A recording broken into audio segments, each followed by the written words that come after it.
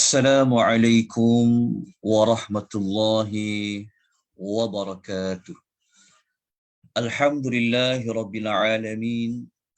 Wassalatu wassalamu ala ashrafil anbiya'i wal mursalin wa ala alihi wa sahbihi ajma'in. Ashhadu an la ilaha illallah wahdahu la syarika lah. وأشهد أن محمدا عبده ورسوله اللهم صل وسلم على نبينا محمد وعلى آله وصحبه ومن تبعهم بإحسان إلى يوم الدين أما بعد. Muslimin dan muslimat rahimani wa rahimakumullah, syukur kita kehadirat Allah Subhanahu wa taala dengan kita memperbanyakkan puji-pujian kita kepada Allah. Alhamdulillahilladzi bi ni'matihi tatimmus salihat. Alhamdulillahirabbil alamin, ya, di atas izin dari Allah Ar-Rahman, hidayah, taufik dari Allah Subhanahu wa taala, dapat kita bertemu buat kali yang ketiga, siri yang ketiga, yang mana kita masih lagi mencari petunjuk, mencari teladan daripada pesanan Luqman kepada anaknya yang telah disebutkan oleh Allah di dalam surah Luqman, surah yang ke-31 di dalam Al-Quranul Karim. Siri ketiga pada malam ini, kita akan membicarakan tentang pesanan Luqman yang seterusnya, iaitu pesanan Luqman yang kedua. Kemudian kita akan terus kepada melihat pesanan Luqman yang ketiga. Jika ada lagi waktu yang masih berbaki, kita akan bicarakan pesanan Luqman yang keempat dan yang kelima. Sasaran kita nak lihat dulu pesanan yang kedua, pesanan yang ketiga. Pesanan yang kedua Luqmanul Hakim kepada anaknya, kita boleh jumpa pada keterangan ayat yang ke-16 dalam surah Luqman. Ya. Bagaimana kita boleh menentukan bahawa ayat 16 ini merupakan salah satu pesanan Luqman? Telah kita sebutkan sebelum ini, antara kaedahnya kita melihat kepada ayat yang mengandungi seruan panggilan Luqman kepada anaknya, yang mana kita tahu ayat seruan yang mana Luqman memanggil anaknya ya bunayya, wahai anak kesayanganku.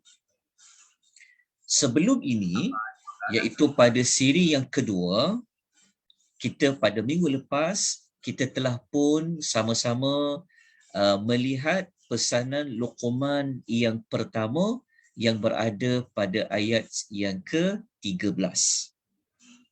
Kita menemukan perkataan ya bunayya, wahai anak kesayanganku. Jadi kita menggunakan teknik yang sama, kita melihat ayat yang ada di hadapannya perkataan ya bunayya. Jadi perkataan yang kedua yang ada panggilan seruan Luqman kepada anaknya, ia berada pada ayat yang ke-16 seperti yang kita telah sebutkan sebentar tadi, seperti yang saya paparkan di hadapan skrin Zoom tuan-tuan dan puan-puan. Jadi sesiapa yang ada Quran terjemahan sangat dialu-alukan untuk membuka, melihat ayat yang ke-16 dan melihat kepada terjemahan ayat. Ayat yang ke-16 ni sebenarnya tentang apa? Okay. Kalau kita masih ingat, Luqmanul Hakim, dengan kerana dia dapat hikmah tu, kita telah ulas apa itu hikmah. Luqman, dia telah menyampaikan pesanan-pesanan kepada anaknya merangkumi pelbagai sudut. Sudut pertama adalah berkaitan dengan membina kepercayaan yang yakin kepada Allah. Kita namakan ia di bawah tajuk aqidah. Kita letakkan dia bawah tajuk iman. Selain membincangkan tentang sudut iman, nanti kita akan jumpa selepas ini, Luqman meninggalkan pesanan kepada anaknya dari sudut ibadah. Kenapa Luqman dia pesan pada anaknya dari sudut ibadah? Ibadah dia akan muncul setelah kita ditanam, dikukuhkan tentang iman. Apa pesanan berkaitan dengan ibadah? InsyaAllah nanti kita akan lihat pada ayat yang berikutnya. Ini bermakna malam ini kita masih lagi membincangkan tentang pesanan Luqman dari sudut aqidah, dari sudut keimanan kepada Allah Subhanahu wa taala. Dalam erti kata yang mudah, ayat yang ke-16 ini merupakan pesanan Luqman yang kedua yang Luqman nak ajar pada anaknya tentang Allah itu sifatnya apa. Kalau pesanan pertama, Luqman pesan pada anaknya dalam bentuk melarang anaknya melakukan kesyirikan. Selepas itu, Luqman telah mengajar kepada anaknya Allah yang kita tidak patut untuk disyirikkan. Allah yang kita kena tauhidkan itu. Apa sifat dia? Ayat yang ke-16 ini, kalau kita buat ringkasan, kita boleh katakan bahawasanya Luqman dia mengenalkan anaknya tentang Allah. Luqman ajar anaknya tentang Allah yang kamu kena tauhidkan itu sifatnya apa. So sifatnya berkaitan dengan keluasan ilmu bagi Allah Subhanahu wa taala. Maknanya Luqman dia membina satu kepercayaan yang yakin, yang kuat pada anaknya. Allah yang kamu sembah itu nak, ilmunya sangat luas. Ilmunya sangat mendalam.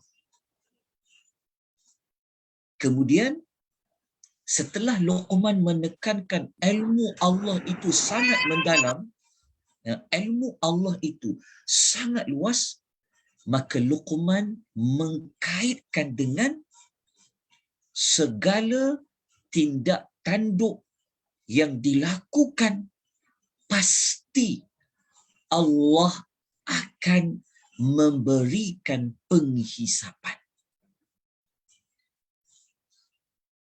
Dalam erti kata lain, Luqman nak kata, disebabkan Allah ni dia maha tahu, maka dia boleh menghisap semua amalan-amalan yang manusia lakukan. Jadi dia ada berkaitan dengan apa? Berkaitan dengan apa yang dibuat semasa di muka bumi ni. Baik ke, buruk ke, nanti akan dihisap oleh Allah. Macam mana Allah boleh tahu semua amalan baik dan buruk manusia? Luqman menerangkan tentang betapa luasnya ilmu Allah Subhanahu wa taala. Jadi kita lihat dulu ayatnya, nanti kita akan perincikan sedikit lagi bagi keterangan ayat yang ke-16 ini. A'udzu billahi minasyaitonir rajim. Ya bunayya, wahai anak kesayanganku. Kenapa Luqman dia ulang buat kali yang kedua memanggil anaknya ya bunayya? Ini menunjukkan bahawa bagaimana Luqman nak anak dia betul-betul ambil perhatian. Ambil perhatian nak, apa yang ayah nak cakap pada kamu ni. Jadi Luqman panggil anaknya, wahai anak kesayanganku, innaha, sesungguhnya, intaku mithqala habbatin min khordalin, jika ada sesuatu perkara, apa pun kata Luqman, sekalipun perkara itu mithqala, seberat habbatin, iaitu seberat biji sawi. Yang mana kalau ada perkara itu kecil, ringan, seperti mana beratnya biji sawi itu, kata Luqman, fatakun fi sakharatin. Kalau benda yang kecil itu, seperti biji sawi itu, dia tersembunyi fi sakhrah, di dalam batu yang besar, au fis samawati, atau ia tersembunyi, dia berada di langit-langit, au fil ardi, ataupun dia berada di bumi, ya'ti bihallah, sudah tentu akan dibawa oleh Allah. Maknanya dibawa oleh Allah, maknanya Allah Ta'ala tetap akan menghisapnya. Walaupun perkara itu kecil, walaupun perkara itu tersembunyi, ia tetap akan dihakimi, akan diberikan balasan oleh Allah Subhanahu wa Ta'ala. Okay. Cuba perhatikan pada tulisan yang saya highlightkan dengan warna kuning, warna biru dan warna hijau. Luqman, tengok ya, inilah tanda orang yang dapat hikmah. Bijak, tepat dalam menerangkan, dalam nak menekankan tentang Allah Azza wa Jalla kepada anak. Dia tidak hanya kata Allah tu ilmu dia luas saja, tapi Luqman menerangkan pada anaknya macam mana bentuk keluasan ilmu Allah tu, supaya anaknya lebih faham lagi. Maka pertama, Luqman katakan pada anaknya tentang perkara yang berkaitan dengan perkara yang kecil. Ini yang pertama, seberat biji sawi. Maksud dia, seberat biji sawi itu menunjukkan kepada apa? Menunjukkan bahawa biji sawi ni ringan je. Kan, betul tak? Menunjukkan dia apa? Ringan, kecil. Kalau kita ambil tapak tangan, letak biji sawi, lebih besar tapak tangan daripada biji sawi. Kenapa Luqman dia bawa contoh sebesar biji sawi? Kerana kita ingat, dalam mendidik, kita kena bagi satu contoh yang anak kita boleh faham. Maka, semua orang faham, biji sawi kecil. Lepas tu dia ringan. Okey. Luqman bagi tahu. Kemudian yang kedua, Luqman bawa contoh ia tersembunyi. Dahlah kecil, lepas tu ringan, lepas tu pula tersembunyi. Kan kita nak, maksudnya Luqman ni dia nak menerangkan keluasan ilmu Allah tu. Maknanya Luqman nak kata Allah ni maha tahu nak. Kan? Macam mana Maha Tahu tu? Dia membawa dua sudut. Sudut pertama dari sudut benda yang kecil sangat. Yang kedua dari sudut dia tersembunyi. Dan yang ketiga tau. Yang ketiga ni, kalau kita tengok, kenapa Luqman kata di langit atau di bumi? Nak menunjukkan bahawasanya, langit ni kan luas. Bumi ni kan luas. Maknanya Luqman ni dia nak menerangkan keluasan ilmu Allah tu, dia nak kata walaupun benda itu tersembunyi dan letaklah di langit sekalipun, letaklah di bumi sekalipun, maknanya Allah tahu. Okey, tuan-tuan, saya harap tuan jelas tentang bagaimana ungkapan pemilihan contoh pesanan yang nak sampaikan kepada anak supaya anaknya akan ingat sampai bila-bila.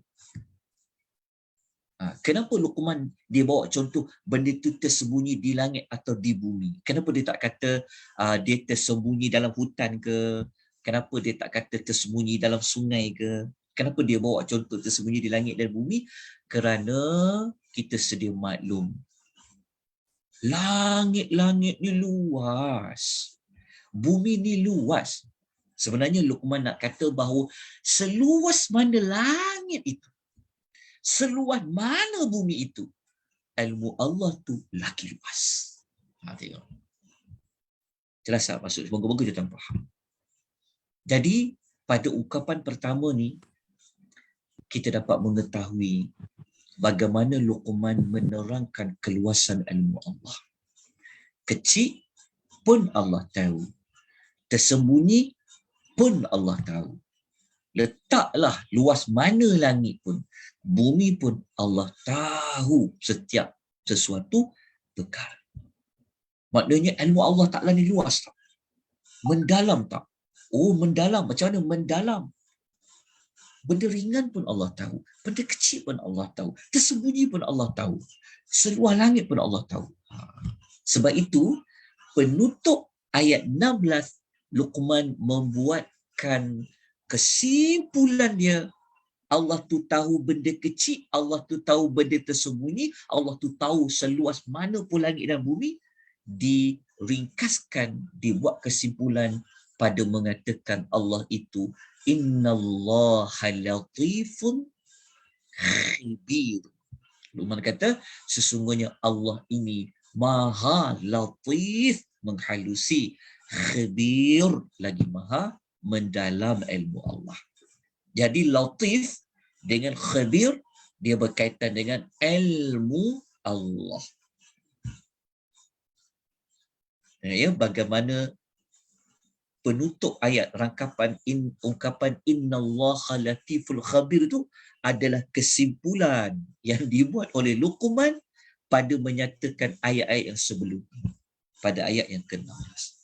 Jadi tuan-tuan dan puan-puan rahimani wa rahimakumullah, kita dapat belajar walaupun Luqman pesan kepada anaknya, tetapi pesanan inilah yang Luqman cakap kepada kita, dan kita pun perlu menyampaikan ia kepada ahli keluarga kita.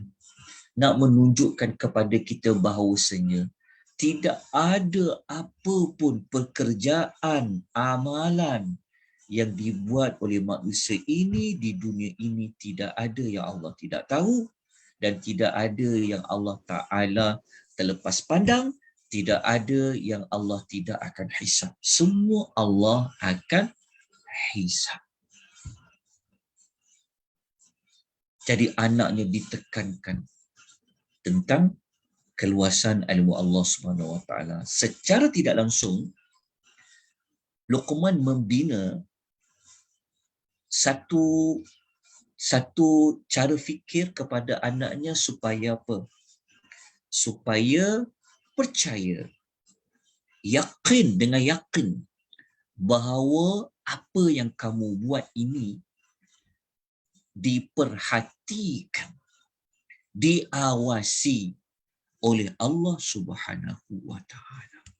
Tengok ayat Luqman dia ajar pada anak. Kita kalau kita boleh ajar anak kita, selalu kita pesankan, Allah is watching you, kita katakan. Kita boleh kata pada anaknya, tak apa, baba tak ada, mama tak ada, tak apa, tapi Allah is watching you. Allah sentiasa melihat kamu. So anak ni, dia pergilah mana-mana sekalipun, telah tertanam dalam pemikiran dia. Dia selalu diawasi oleh Allah Azza wa Jalla. Walaupun mak dia tak tahu dia buat apa, walaupun ayah dia tak tahu dia buat apa. Sebab anak kita zaman sekarang ni suka duduk dalam bilik. Anak kita suka bersendirian. Kita tak tahu apa yang mereka buat. Tetapi apabila kita tanamkan sesuatu pada anak kita, maka moga-moga pergilah ke mana pun mereka pergi. Mereka bersama kawan-kawan dia ke? Mereka bersendirian ke? Tapi mereka telah ditanamkan bahawasanya Allah mengawasi, memerhatikan, mengetahui apa yang kamu lakukan. Baik. Muslimin dan muslimat rahimani wa rahimakumullah. Semoga kita dapat menyampaikan maklumat ini kepada manusia-manusia yang lain. Walaupun sebenarnya bukanlah kita nak cakap pada anak kita, tapi ayat ni, Luqman ni adalah bapa kita. Kita anggap dia adalah bapa kita. Dia pesan kepada kita. Jadi di antara sudut lain yang kita boleh ambil dekat ayat ni sebenarnya, dari sudut lain ayat ni sebenarnya, yang pertama dia membina sifat takut kita kepada Allah. Takut, betul tak? Takutnya lah. Ya Allah kan. Sebab kita ni, kalau depan orang, kita mungkin malu nak buat dosa. Kita malu nak buat salah. Nanti orang tahu aib kita. Tapi apabila kita bersendirian, tak ada siapa di sekeliling kita, daripada ayat ini, Allah tahu apa kita buat. Secara tak langsung, ayat ni dia membinakan kita, dia memberikan kita harapan yang tinggi. Ayat ni kita sebut tadi sudut pertama, boleh jadi menyebabkan kita takut. Dalam masa yang sama ayat ni menggembirakan kita. Kenapa menggembirakan kita? Sebab zaman sekarang, kita pun tak tahu kenapa zaman sekarang orang suka kongsikan, tunjukkan, paparkan pada orang lain apa kebaikan dia dah buat. Dia buat kebaikan sikit, dia nak videokan, dia nak tunjukkan pada orang. Dia kena cerita pada orang apa kebaikan dia buat. Ingat, kita tak menghukum bahawa mereka itu menunjuk-nunjuk, tidak. Kan? Tapi kita, ada orang yang dia buat kerja diam-diam, belakang tabir. Namanya tidak dicanang-canang dia. Tetapi dia buat kebaikan yang orang tak kenal pun dia. Apabila dia baca ayat 16 ni, dia rasa gembira. Sebab apa? Walaupun manusia tak tahu, walaupun manusia tidak mencandangkan namanya, manusia tak kenal dia, tapi ia akan kenal dia yang tahu Allah. Sebab apapun amal kebaikan yang kita buat, kecil, ringan, tersembunyi, Allah Ta'ala akan memberikan kepada kita balasan dia nanti. Jadi moga-moga ayat 16 ini dapat membentuk kita menjadi manusia yang memikirkan tentang dosa, yang memikirkan tentang pahala. Baik. Muslimin dan muslimat rahimani wa rahimakumullah. Kita nak lanjutkan kepada pesanan yang ketiga. Ayat 17. Pesanan yang ketiga adalah berkaitan dengan mendirikan salat. Mendirikan salat ini masih lagi berkaitan dengan hubungan dengan Allah. Okay. Apa perkaitan, pertautan di antara pesanan satu dengan pesanan dua? Kaitan dengan solat. Maksudnya, apa kaitan solat dengan Allah itu maha luas pengetahuannya? Apa berkaitan dengan mengesakan Allah Azza wa Jalla? Kita lihat ayatnya terlebih dahulu. Kemudian kita kupas perkaitannya. Sebab Allah yang susun ayat itu. Allah yang susun selepas pasal iman, Luqman cerita tentang solat.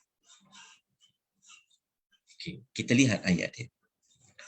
A'udzu billahi minasyaitonir rajim. Ya bunayya. Sekali lagi Luqman telah memanggil anaknya. Luqman nak anaknya ambil perhatian.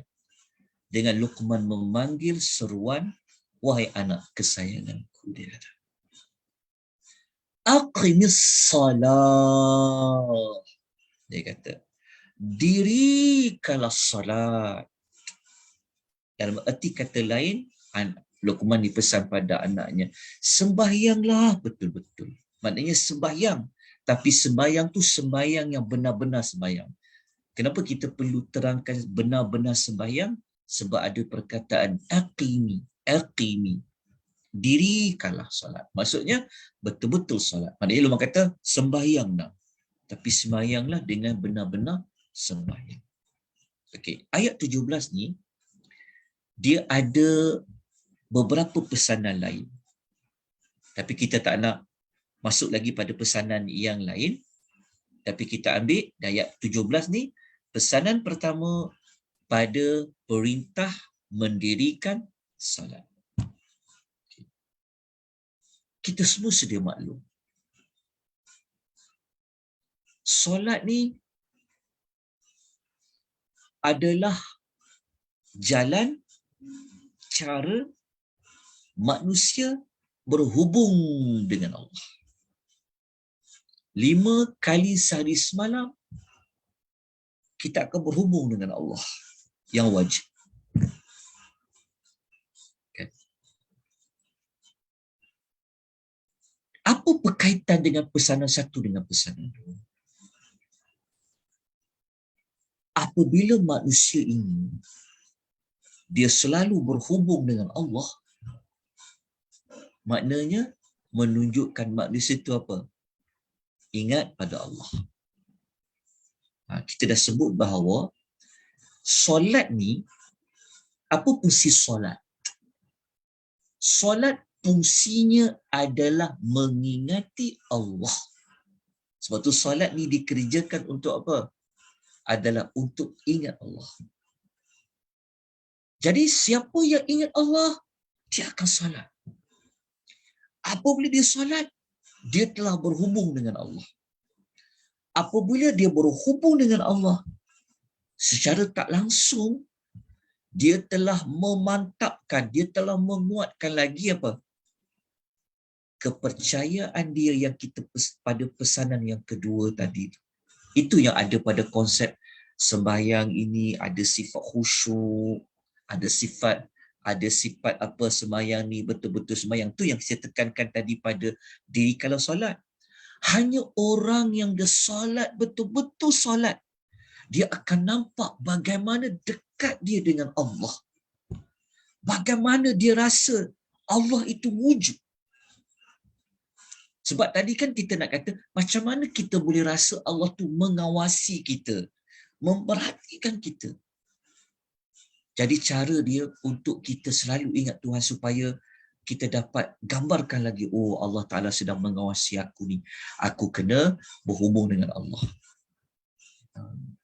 Maksudnya kita macam kita buat laporan kepada Allah.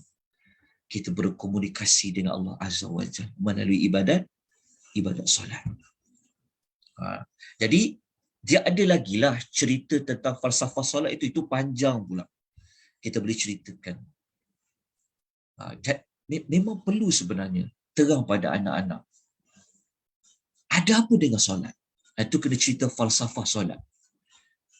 Tapi dalam slot ini, sebab waktu kita agak terbatas, kita hanya bincang tentang apa perkara yang perlu kita tekankan kepada anak-anak. Maka kita ikut Luqman, yang Luqman menekankan anaknya supaya benar-benar salat. Kerana salat ini dia merupakan recharge kita kepada Allah. Okey. Dah selesai pemahaman tentang falsafah salat. Okey. Untuk saya kukuhkan tentang diri kala salat ini, kenapa ia merupakan pesanan yang ketiga selepas pesanan pertama dan kedua. Dari sudut susunan, kita sedia maklum, dia sama macam susunan rukun iman. Rukun iman kan yang pertama, dia rukun Islam. Rukun Islam yang pertama apa? Kalimah syahadah. Lepas syahadah apa? Mendirikan salat 5 waktu. Jadi untuk mengukuhkan kenapa pesanan tentang salat ini perlu ditekankan, maka izinkan saya berkongsi secara ringkas sahaja tentang keutamaan salat. Mungkin ada di kalangan tuan-tuan dan puan-puan sudah pun pernah mendengar maklumat seperti ini, anggaplah ia sebagai pengulangan dan pengukuhan.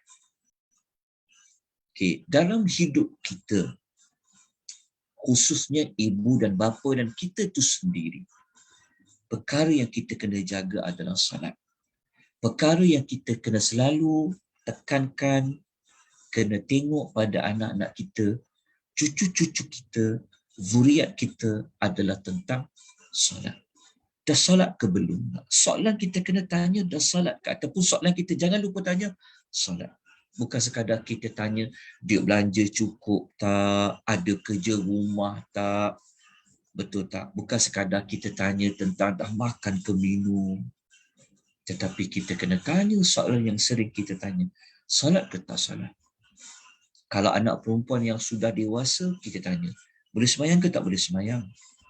Salat ke belum? Biasanya anak-anak kita ni, wallahualam, mungkin ada setengah anak dia memang solat ikut waktu. Ada setengahnya, kalau kita tak tanya, dia tak buat. Kalau kita tak ingatkan, dia mungkin akan tak buat. Jadi kena selalu pesan. Okey, saya buat ringkas saja. Saya tak perlu ambil waktu panjang. Okey, solat ni, saya akan terangkan 10 keutamaan kepentingan ibadat solat. Yang pertama, ibadat solat merupakan rukun Islam yang paling agung selepas syahadah. Kita dah sebut tadi, berdasarkan hadis riwayat Bukhari dan Muslim. Yang kedua, solat merupakan tiang bagi agama. Jadi kalau dia tak solat, Islam dia tu seolah-olah macam kalau ada rumah yang tak ada tiang, roboh rumah tu. Maka robohlah keislaman anak tu. Robohlah keislaman kita kalau kita tak salat. Jadi ini adalah tiang agama berdasarkan hadis riwayat Ahmad. Okay. Yang ketiga, salat merupakan ibadat fardu nabi-nabi dulu, semua salat. Saya sebut contoh ayat Nabi Ibrahim salat, surah Ibrahim ayat 37. Okay. Sekali lagi Nabi Ibrahim Dia doa dalam doa dia. Dia doa tentang salat. Surah Ibrahim ayat 40. Kalau boleh jangan tinggal doa ni. Doakan supaya kita ni jaga salat dan zuriat kita pun menunaikan salat. Ni Nabi Ibrahim ni. Okay. Kemudian Nabi Ismail pun salat. Bukti dia rujuk dalam surah Maryam ayat 55. Yang Nabi Ismail tekankan kepada keluarga dia apa? Ya'muru ahlahu bis-salah. Dia suruh keluarganya mengerjakan salat. Nabi Ishaq dengan Nabi Yaqub pun salat. Boleh rujuk dalam surah Al-Anbiya ayat 73. Pada perkataan wa iqamas salati wa ita'iz zakah. Nabi Syuaib alaihi salam salat. Seperti mana surah Hud ayat 87. Syuaib kata apa? Yang mana kaum dia kata pasal Syuaib, qalu ya Syuaibu afalatuka. Nabi Syuaib ni perintah kaum dia solat. Maknanya Nabi Syuaib solat. Nabi Musa, Nabi Harun solat. Dalam surah Yunus ayat nombor 87. Allah perintah Nabi Musa dengan Nabi Harun buat satu surau. Buat satu tempat solat. Kemudian wa aqimus salah, dirikanlah salat. Kisah Musa dan Harun salat ada pada surah Taha ayat nombor 14. Ayat ni juga ini yang dalil kata salat tanda ingat Allah. Jadi kalau kita tak salat, kita tak ingat pada Allah. Allah kata wa aqimus salata li dzikri. Kerjakanlah salat untuk mengingati aku. Nabi Isa alaihi salam salat. Surah Maryam ayat 31. Nabi Isa ketika mana dalam gendongan ibunya kan, dia cakap dekat kaum dia, Allah ni jadikan aku apa, Allah pesan pada aku apa, wa awsani bis salah, aku kena mengerjakan solat. Bahkan Maryam alaihi salam, walaupun dia tak termasuklah dalam Nabi, tapi ada kaitan dengan ibu kepada Nabi, Nabi Isa alaihi salam pun solat. Allah sebut dalam surah Al-Imran ayat nombor 43. Okay. Kemudian perkara keempat, kenapa solat ni perlu, penting? Ia merupakan ibadah pertama yang Allah wajibkan kepada Nabi SAW. Maknanya, ibadah yang awal-awal Allah perintahkan umat Nabi buat, bukan puasa, bukan haji, bukan zakat, tapi solat. Kemudian yang kelima, solat ibadat yang tak boleh tinggal. Dia perlu dilakukan setiap hari. Solat yang keenam merupakan ibadah sekalipun kita sedang berperang. Sedang berperang ni tetap kena solat. Sedang berperang pun diajar solat. Sepatutnya kalau masa perang, kalau kita ke logik, dia kan tengah perang, sibuk tengah perang. Tak, Allah kata sekalipun perang, solat. Tapi solat perang lah. 238, 239 surah Al-Baqarah. Ini baru sakit sikit, baru warded di hospital. Tapi tak nak solat. Alasannya apa? Masuk hospital. Hati-hati. Kalau dalam perang pun kena solat, apalah sangat nak dibandingkan hanya kita duduk di ward hospital. Okay, contoh.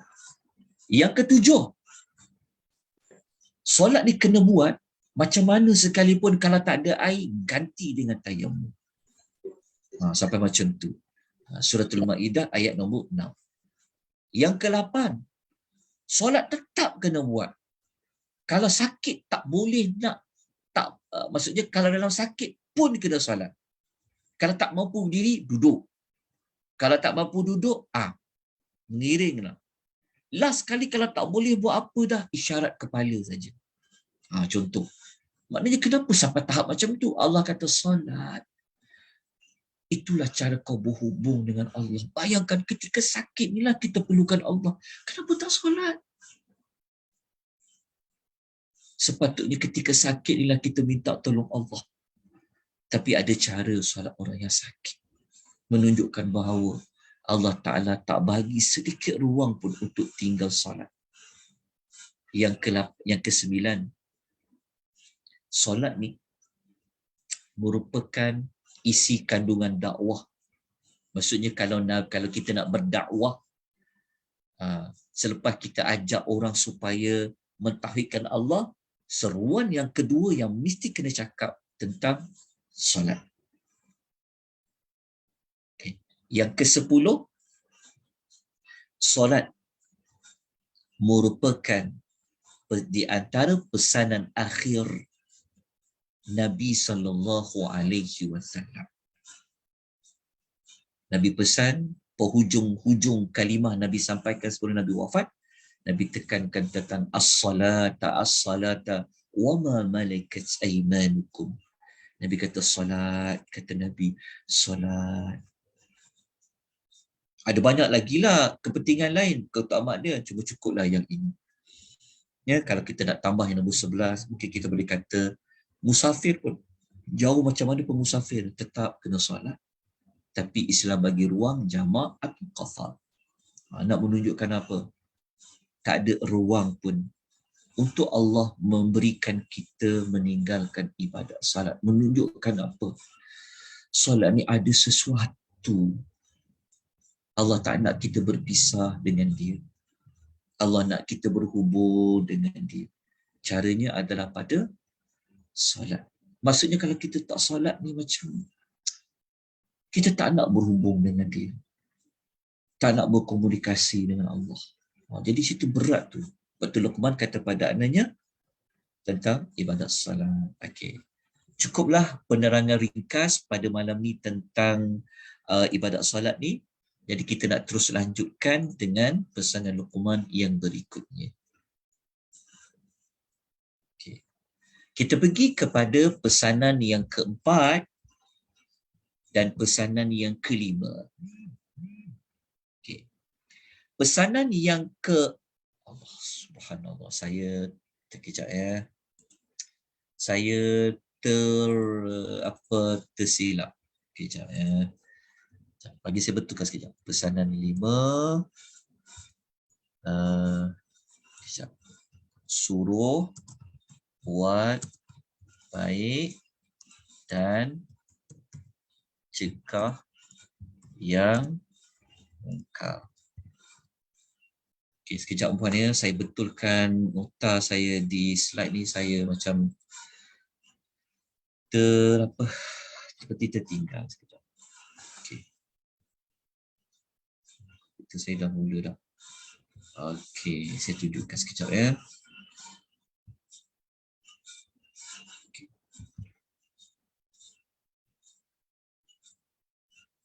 Okay, itu ternampak tak slide PowerPoint yang saya bentang? Nampak ya? Okey. Nampak Ustaz. Okey. Kita terus kepada pesanan yang keempat dan pesanan yang kelima. Masih lagi kita merujuk pada ayat yang sama tentang ibadat solat tadi, iaitu ayat 17.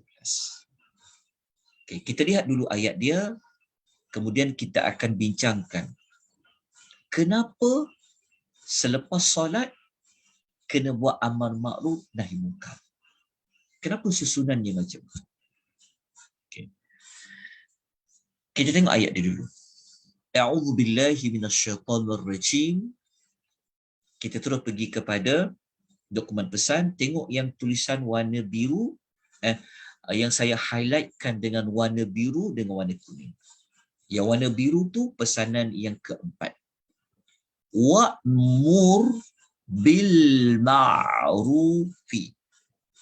Luqman kata pada anaknya pesanan yang keempat, selepas solat Luqman kata Suruhlah manusia itu berbuat ma'ruf, berbuat kebaikan.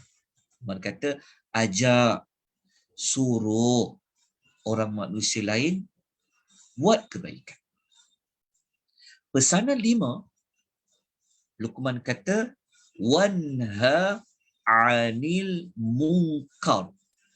Laranglah, cegahlah mana-mana manusia yang melakukan kemungkaran. Okay. Pesanan 4 dan 5 ni, okay, kalau kita nak tulis dekat sini, kita boleh tulis ini P4. Pesanan 4, yang warna kuning ni, wanha anil munkar, pesanan yang ke-5. Okay, dapat? Okay. Kenapa? Ataupun kita kata, apa perkaitan selepas solat, selepas solat kena buat amal ma'ruf, lepas tu kena buat nahi anil munkar. Apa hubung kait solat dengan ajak, suruh manusia buat baik, larang, cegah, halang manusia buat kemungkar?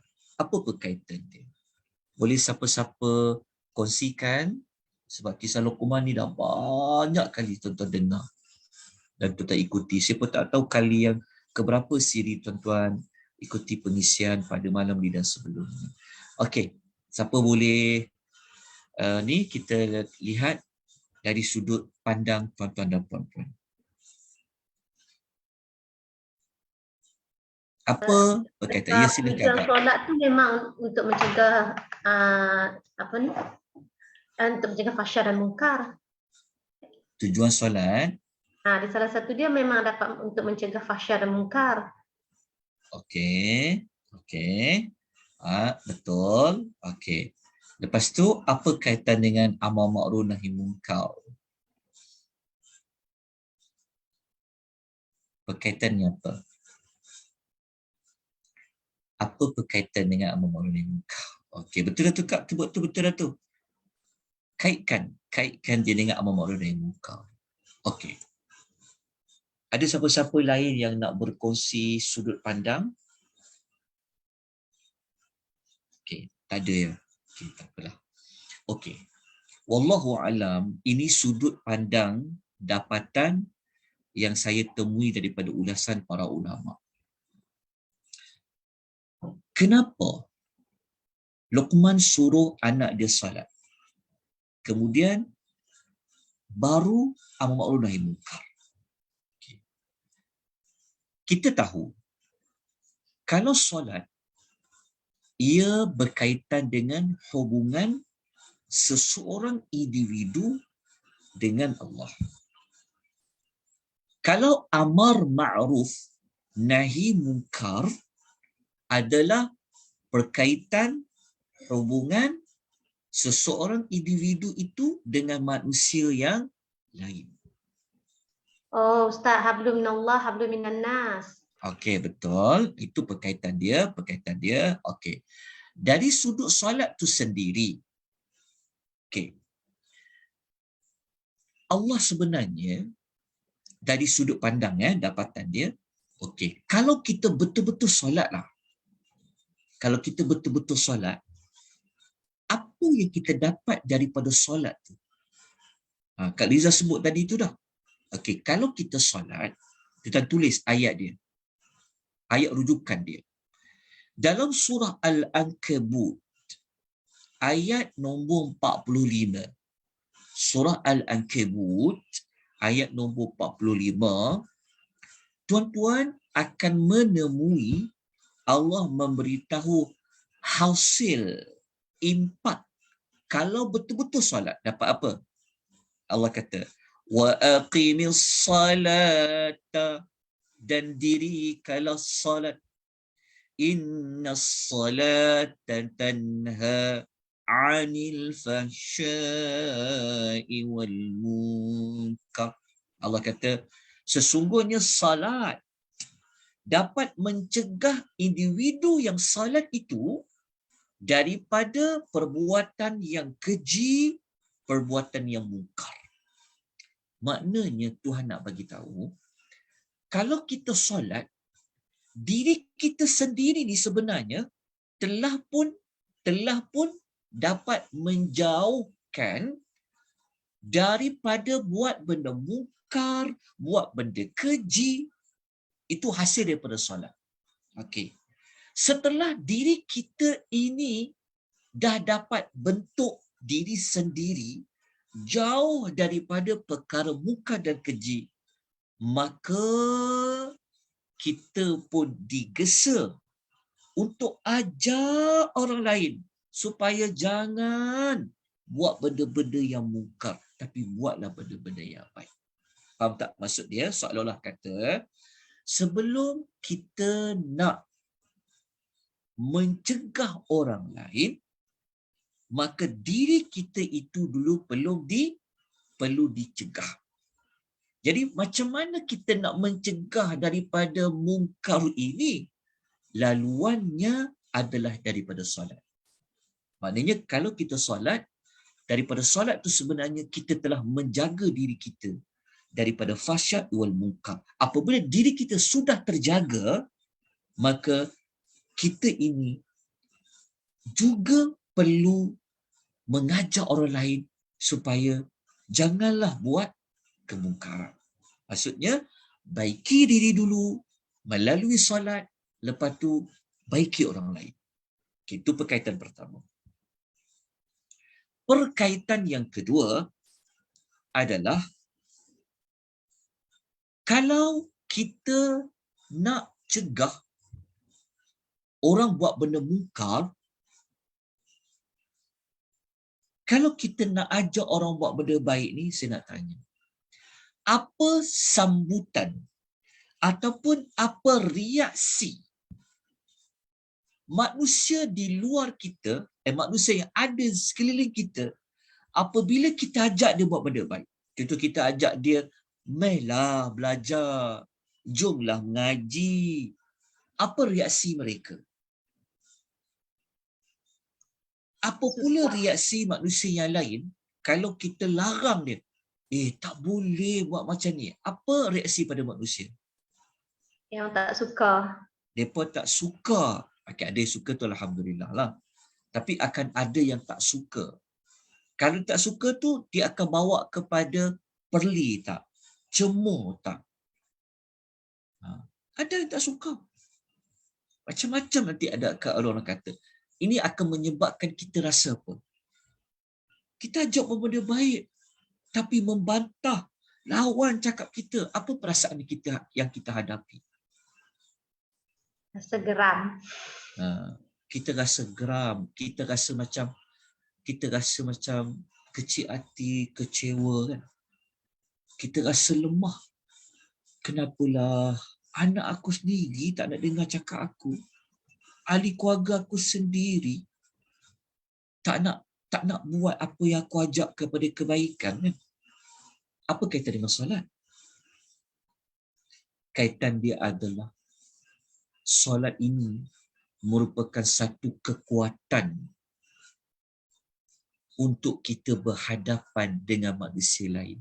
Seolah-olah solat ni dia adalah bekalan kita apabila kita nak ajak orang buat benda baik, kita nak ajak orang cegah benda mungkar. Kalau orang cakap kita macam-macam, kita ada kekuatan, kita kuat, iman kita kuat. Sebab apa? Kita dah dapat hasil solat tadi. Sebab nak buat amal makruf munkar bukan benda senang. Nabi-nabi dah lalu dah. Orang kata Nabi gila lah, Nabi ahli sihir lah, Nabi ada kepentingan lah. Tapi Nabi dia banyak buat apa? Nabi banyak solat kan? Jadi solat tu adalah ubat. Solat tu adalah penguat kepada dakwah. Okay, nampak tak perkaitan dia? Okay. Sangat betul lah kalau kita kata amal ma'ruf nahi munkar hubungan dengan manusia lain. Betul. Jadi daripada kisah ni juga, pesanan Luqman ni kita dapati bahawa Luqman mengajar kepada anaknya supaya mengambil apa? Mengambil perhatian, mengambil tahu keadaan manusia yang ada di sekeliling kita. Okey. Itu pesanan yang keempat dan pesanan yang kelima secara ringkas. InsyaAllah kita akan perincikan lagi kenapa pentingnya amal ma'ruf nahi munkar. Okey. Sebelum tu ada apa-apa pertanyaan bagi pihak tuan-tuan dan puan-puan? Ada Ustaz, ya. adakah bermaksud kalau kita masih belum capai mencegah nahi mungkar tu, solat kita tu tak sempurna? Apa maksud kalau kita masih belum mencapai, sebenarnya kan kalau tujuan solat tu dia dapat mencegah fahsyah dan mungkar kan. Tapi kalau kita tak boleh buat perkara tu, adakah bermakna solat kita tu tidak sempurna? Tidak mencapai tahap solat yang sebenar? Tak faham maksud apa. Kalau maksudnya kalau kita tak dapat buat amal ma'ruf nahi Katanya, munkar, ya. maksudnya adakah itu menandakan bahawa solat kita tu tak sempurna lah. Solat kita tu tak betul. Macam tu. solat kita tak betul. Tak boleh Ada mendapatkan keikhlasan ke? Ya, dia ada berkaitan. Dia ada berkaitan lah. Maksudnya kita boleh kaitkan. Kita kaitkan. Contohnya macam kita kata tadi kan. Surah Al-Ankabut ayat 45 kata, siapa solat dia jadi baik. Cegah daripada munkar. Tapi tetap tak dapat juga menunjukkan ada sesuatu yang tak kena pada solat. Macam tu juga, kenapa aku ni takut je nak ajar orang buat benda baik? Kenapa aku takut je nak menerima reaksi negatif daripada amar nahi munkar kan? Maknanya kita takut, kita malu. Ada kaitan dengan solat. Ada berkaitan lah. Maknanya mungkin kita tak jadi kuat sebab hasil solat ni kita makin dekat dengan Allah. Apabila kita makin dekat dengan Allah, kita sayang agama Allah. Kita rasa cemburu, kita rasa marah sangat orang-orang yang tak nak ikut Allah ni. Itu ada berkaitan lah. Tapi kita tak kata itu satu-satunya. Tapi ada berkaitan. Ada berkaitan pada ibadat salat. Okey. Kita akan kuatkan ataupun kita akan tutup pengisian kita malam ni dengan saya nak menerangkan tuan-tuan tentang apakah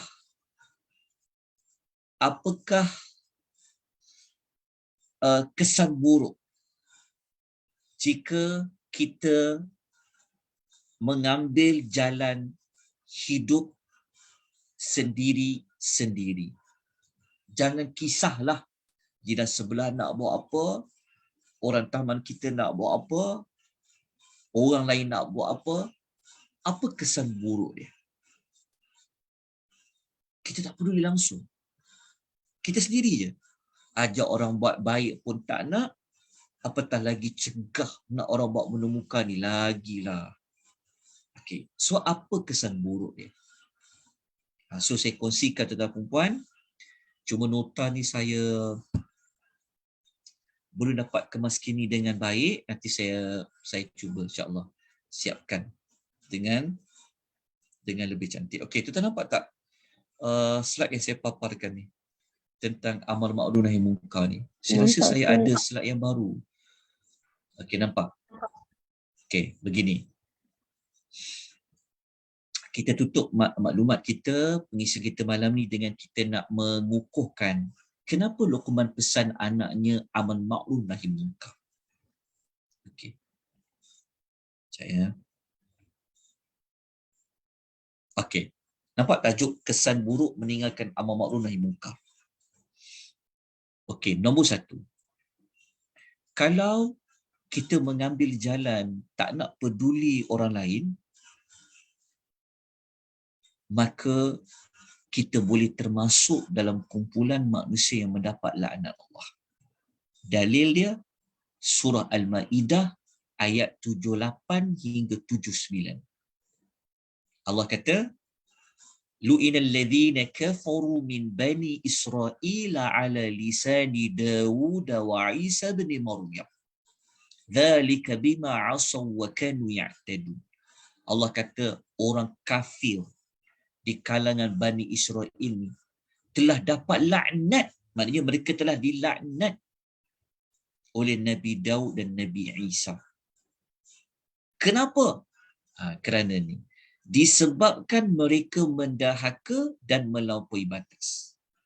Okay, ini sebab dia, sebab mereka dahaka, mereka melampaui batas. Tapi tak boleh lagi ayat ni, kena sambung di hujung dia. Ayat 79 kata, dalam mereka buat maksiat, buat derhaka, melampaui batas, apa lagi yang berlaku? Kanu la yatanahawna 'an munkarin fa'aluhu. Allah kata mereka ni antara satu sama lain tidak pernah menegah tindakan mungkar yang mereka lakukan. Ini dalil dia. Jadi orang Bani Israel dulu, Allah telah laknat mereka melalui lidah para nabi. Para nabi laknat mereka. Maknanya mereka ni jauh dari rahmat Allah. Sebab apa? Sebab mereka buat benda yang melampaui batas, derhaka. Lepas tu pula mereka sesama sendiri ni tak ada pun yang ada usaha untuk cegah orang lain. Okay, itu kesan buruk yang pertama. Yang kedua, kita ni akan mendapat celaan dan kehinaan dari Allah Subhanahu wa taala. Dalil dia kita tengok suratul Maidah ayat 63.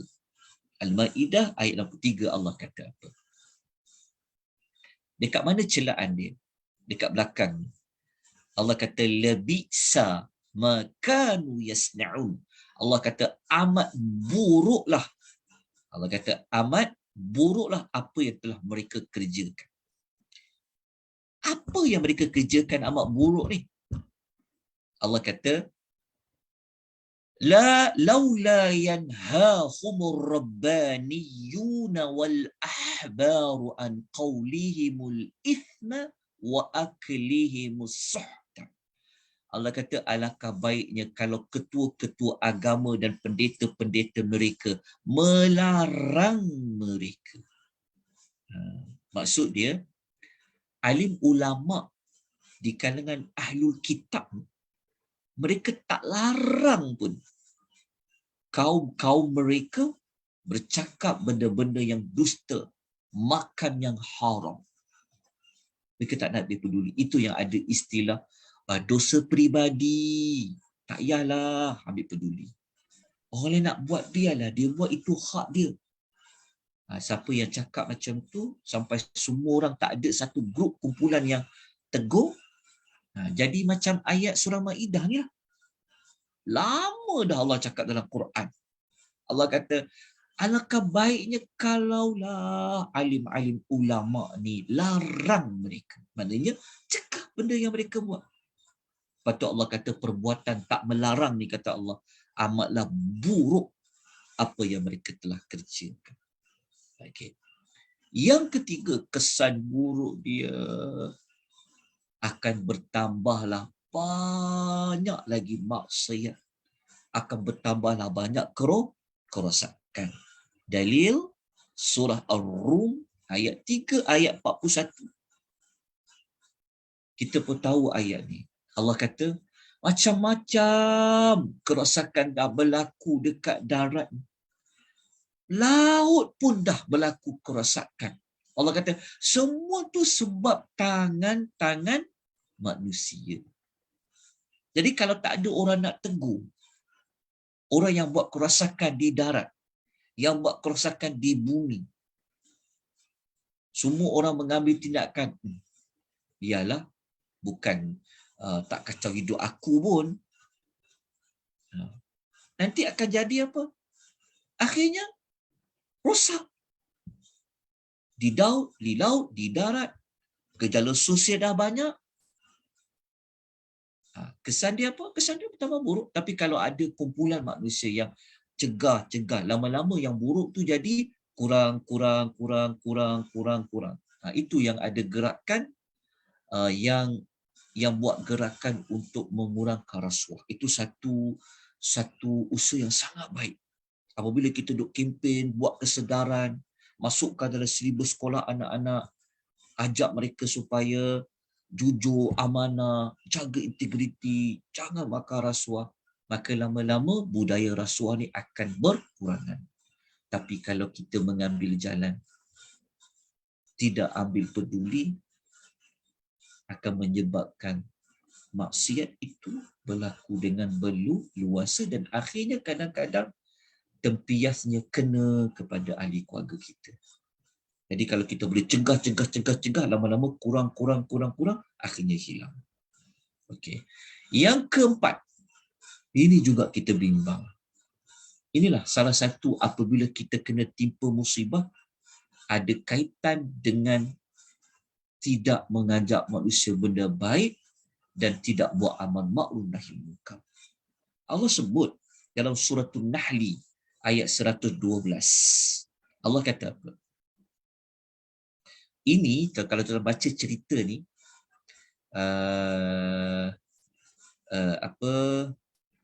cerita tentang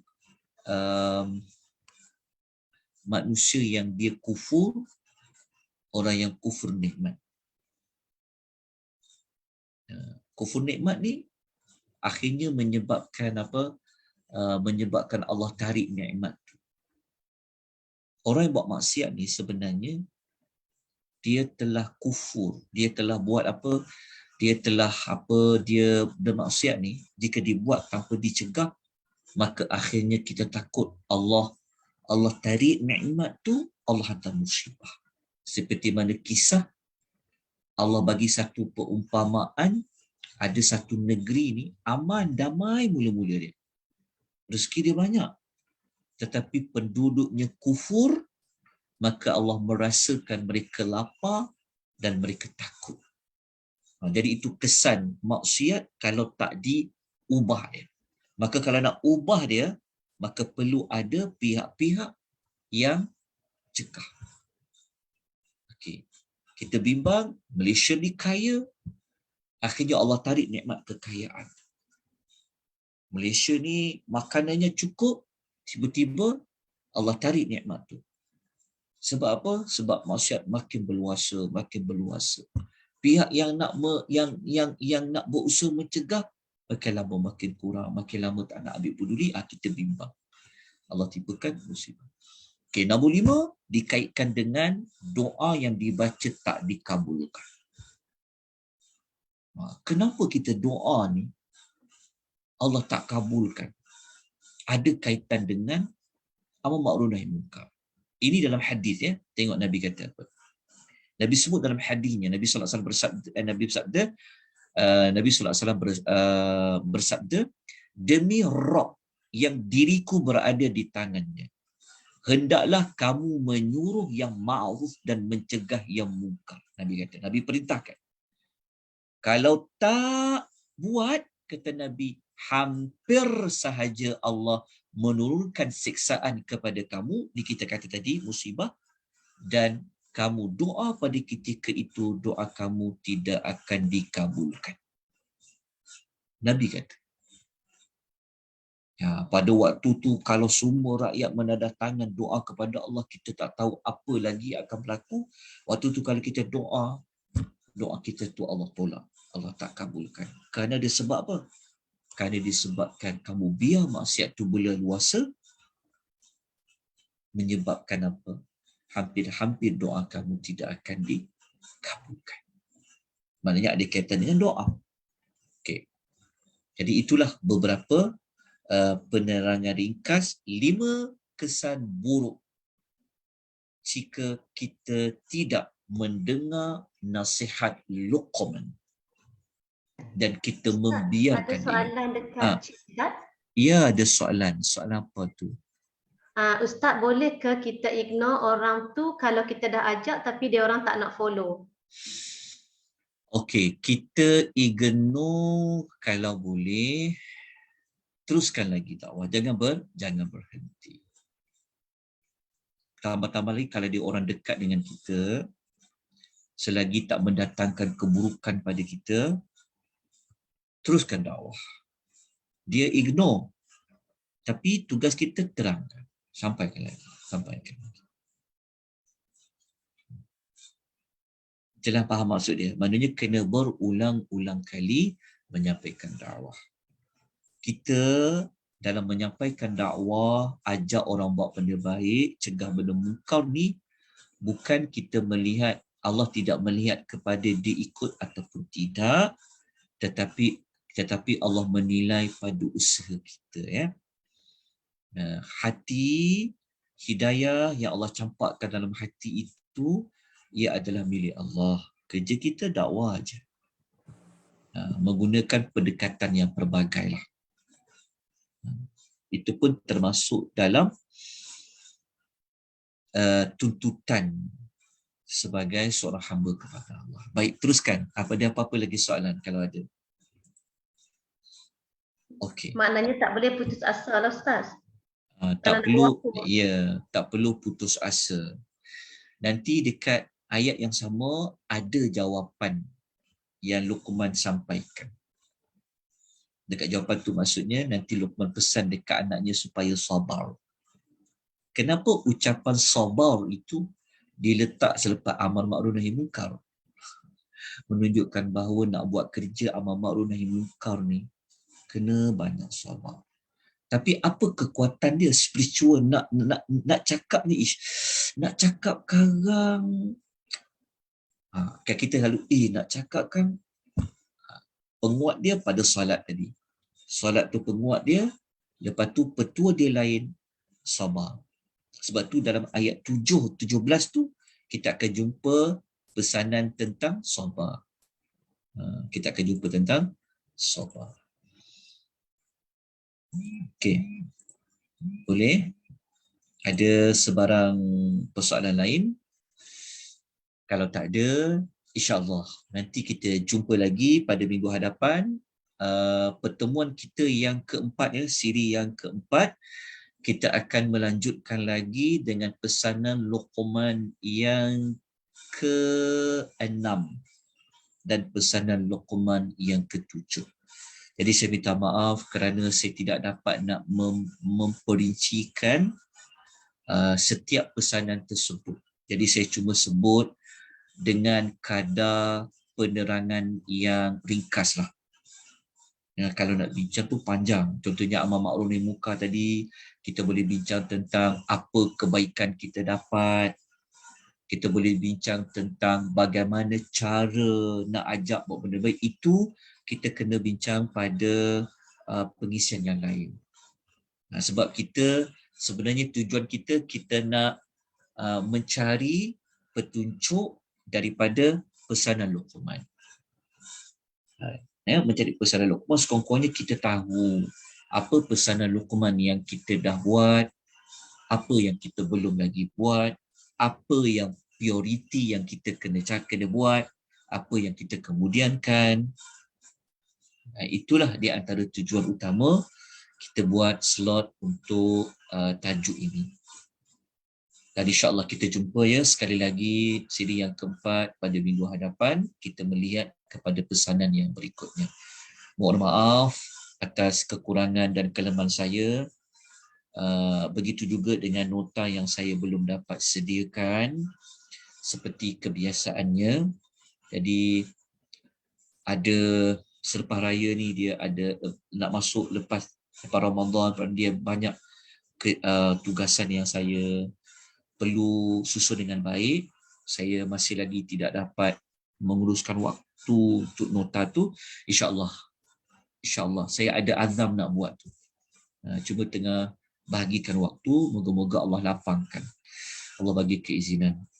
Terima kasih kepada semua yang terlibat secara langsung, yang tak terlibat secara langsung, tuan-tuan yang ikuti pengisian anjuran Akademi Tadabbur Malaysia ini. Saya ucapkan jazakumullahu khairah di atas segala sumbangan tuan-tuan dan perempuan, penat lelah tuan-tuan dan perempuan yang berkongsi maklumat. Ajaklah orang lain untuk mengikuti mana-mana pengisian yang dianjurkan oleh Akademi Tadabbur Malaysia dan juga mana-mana badan institusi yang membawa manusia kepada ilmu, bawa manusia kepada dekat kepada Allah.